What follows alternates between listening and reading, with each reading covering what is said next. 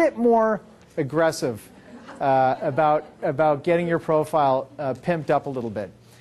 First and foremost, you can integrate your blog. And this is what it looks like. Okay?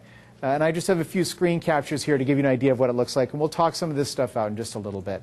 If you've written a book, you can post it in your Amazon reading book, your Amazon reading section. So my book is right on my profile.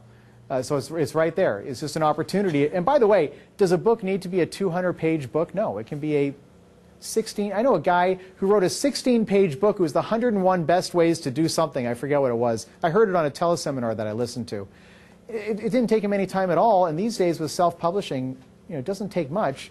You can get it on Amazon. Once it's on Amazon, you can post it to your LinkedIn profile. I mean, just food for thought. Right? I know it's a bigger task, but believe me, it does change things.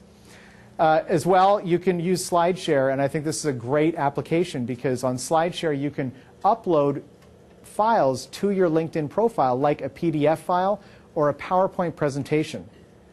So, and this is another thing where I think this is an important one, guys. I really do. You all have expertise that you do. Why not create a nice PDF file? It doesn't have to take you very much time. A one-page PDF, right? I have my speaking proposal up here. And it kind of scrunches it, so it doesn't actually look this scrunched, but it takes it and fits it into a square box.